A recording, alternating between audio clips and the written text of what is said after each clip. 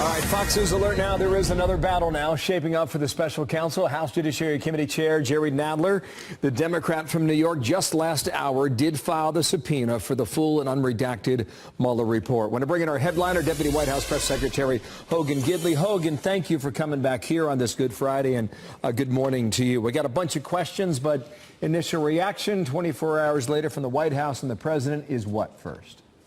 Oh, look, 2,800 subpoenas, 500 witnesses, 500 warrants, 40 FBI agents, 19 attorneys, a partridge in a pear tree, and we all now know exactly what the president has been saying was 100% true. There is no collusion, no obstruction, a complete and total exoneration, and the poor American people were lied to for 2+ years by the mainstream media, and someone's got to answer for that. Okay, now, Jerry Nadler wants the full unredacted report. Does the White House have a problem giving it to him? Well, I'm shocked. But look, Jerry Nadler is irrelevant in this situation. The American people now know that regardless of what the Democrats were saying about the president, lies they were telling with zero evidence and zero proof, now he wants to go deeper. When does this ever stop? I mean, if we gave them the unredacted report, if we gave him all the tax returns unredacted as well, he would still want something else. The Democrats have nothing to talk about. They don't want to talk about their agenda about making America socialist. They don't want to talk about their agenda of infanticide or a Green New Deal that would destroy this country's economy or their open borders policy that's crippling our southern border. No, they'd rather talk about trying to go after this president. It's absolutely ridiculous. The American people don't care about this because they know the president did nothing wrong, and now we have the proof saying so. You wouldn't have a problem giving them the full report then, I take from your answer? Would that be okay? No, I'm just saying look, we're not going to deal with Jerry Nadler in that manner. We have already cooperated so much with the House Democrats, and we'll continue to do so. But the fact is, this is just more political grandstanding by someone who has nothing to run on, nothing to talk about, other than trying to attack a man who has now been proven completely innocent of any crime. Well, we remember this moment back March 25th. This was Adam Schiff talking about evidence of collusion that he has. Watch this. I've said all along that we would accept whatever conclusions he reaches as a prosecutor. I've also said that there is a big difference between whether there's evidence of collusion, and I think that evidence is in plain sight, and whether you can establish a proof beyond a reasonable doubt of a criminal conspiracy, and I accept his conclusion that he could not. He was among the Democrats who said, wait for the report to come out. It's out, no collusion. And now Mark Meadows, chairman of the House Freedom Caucus, is saying it's time for Adam Schiff to fess up. What does the White House have to say to Congressman Schiff? Well, it's even more than that. Yesterday, he was on another network, and they asked him about moving to impeach the president, and he sided with Nancy Pelosi. She said it wouldn't be worthwhile, quote unquote, to do that. But he said the reason we won't is because we need overwhelming and demonstrable evidence against this president. Well, wait a minute. You've been on network television telling everyone you had this evidence.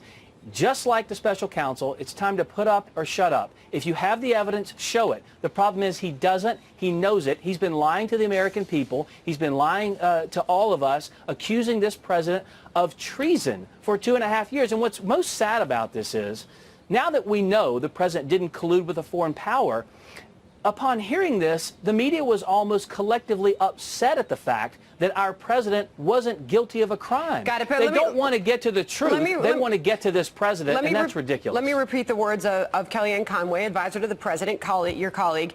She said this, quote, I'm going to double down on that. Not only should Adam Schiff resign, he should produce the evidence that he says that he has. He ought to put up or shut up. Is the president calling on him to resign?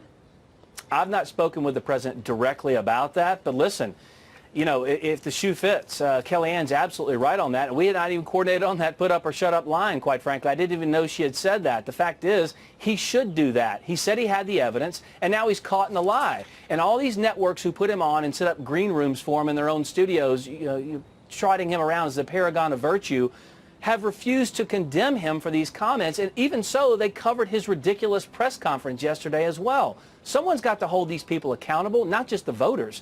But we need to look into how all of this started in the first place. The campaign was spied upon, there were wiretaps, and it was based on a fake, phony, false dossier that we now know came from the Hillary Clinton campaign. Someone's got to be held accountable. Two questions specifically. First, go back to yesterday. Here's Bill Barr on what he says will be his accommodation for Congress even further. Watch. In an effort to accommodate congressional requests, we will make available, subject to appropriate safeguards, to a bipartisan group of leaders from several congressional committees, a version of the report with all redactions removed, except those relating to grand jury information. So now we know Bill Barr is going to be before Congress for 2 full days in about 2 weeks' time. And then Mueller, in all likelihood, perhaps mid-May, he'll be before that committee as well. All this is going to be public. What is the level of concern that you have that Democrats are just going to hit you over the head with the second volume of the Mueller report, which dealt with the obstruction issue? No concern whatsoever, and it wouldn't be any different than any other day here at the White House. We've had 93% negative news coverage against this president. So many of these Democrats actually ran and won in Trump districts by narrow margins, promising to work with this president. And now all they've done for the first 100 days is attack him, refusing to address issues like the southern border, immigration, infrastructure, health care. So listen, we have no concerns, no worry whatsoever, because we already know how the book ends. Bill. Last question. It's no collusion. Last question for me. Jay Sekulow, Rudy Giuliani, they fought like hell for a year to make sure the president did not sit for an interview. Ultimately, did that save your case? What saved our case was the fact that the president did nothing wrong. He submitted testimony. Mueller had all of this information. This isn't, look, the media is moving to discredit Attorney General Barr, which is ridiculous because he has a long history of incredible, impeccable credentials.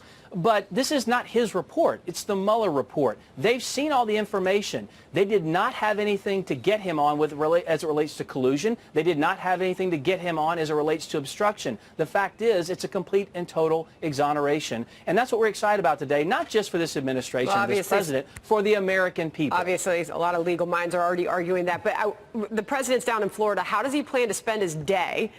It's hard to believe this was just less than 24 hours after the report came out. We know Jerry Nadler is now subpoenaing for the full unredacted report.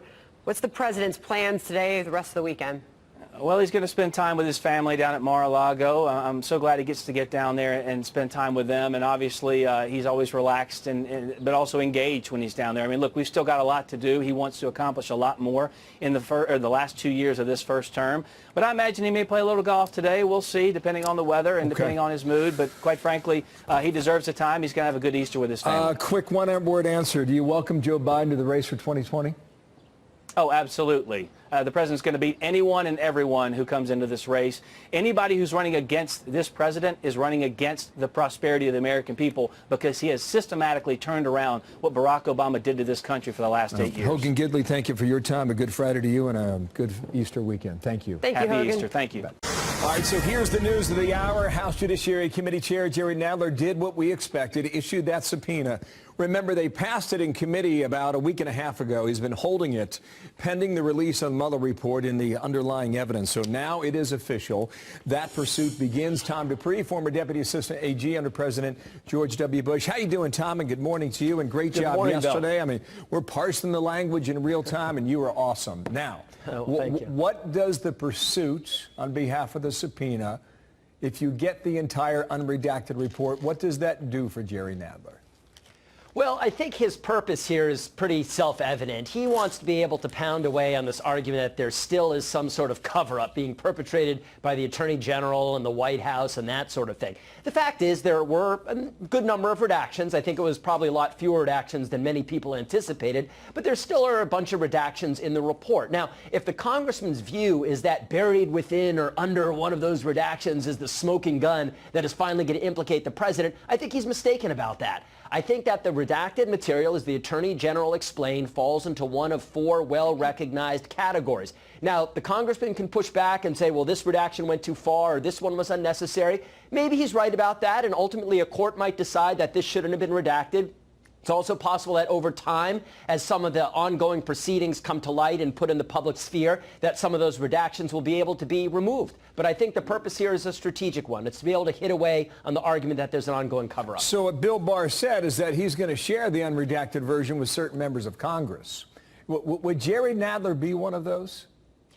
Probably not. I mean, if they're talking about limiting it to the very top levels of Congress who have authorization to see classified information, I don't think he would be included So then the in that idea is to use it maybe not in a legal sense, but in a political sense based on your first answer. And then ultimately, Democrats would want to have a vote in committee and then perhaps on the full floor of the House to release all of it to the public, right? That would then be the next logical step.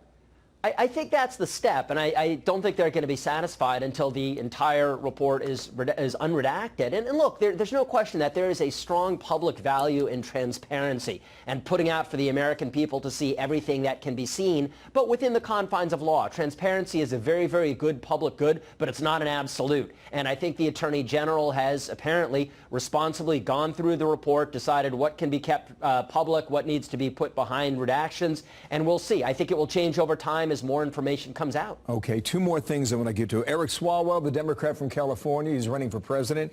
Here's the tweet he sent yesterday calling for Bill Barr to resign. Here we go. Russia attacked us. The Mueller report details a multiplicity of contacts between Russia and real Donald Trump's team, and that Trump and his team materially impaired the investigation. I don't know how that's true. Yet our Attorney General acts as Trump's defense attorney. He can't represent both. Barr must resign. I guess what Mueller said is that no one took the bait from Russia, but what was clear watching the coverage yesterday is that so many Democrats have turned their fire on Bill Barr. Is that fair to say now, Tom? I think that is fair to say. Look, I think that there were a lot of Democrats who were hoping that the report would have reached a different conclusion as to the underlying collusion or non-existence of collusion with Russia. And when they didn't get that, I think they said, well, what can we do now? And I think Barr presents a target. I mean, his press conference yesterday, he explained the reasons why he reached a conclusion he'd done on obstruction. I think it opened him up to charges from some quarters that he was acting more as the president's personal lawyer rather than as an impartial, neutral arbiter of the law. So I think they see Barr as a more vulnerable target at this point, frankly, than the president. I just want to share this. James Comey 12 hours ago tweeted this. He was back in the forest, and are those green shoots? Are the shades of 2010, the economy turning around? He said so many answers, but this was the tweet that preceded that about 3 weeks prior, March 24. So many questions.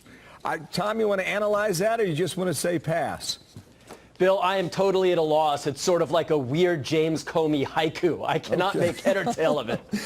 Oh, brought to you by Twitter. Thank you, Tom Dupree. We'll talk very soon. Thank you, sir.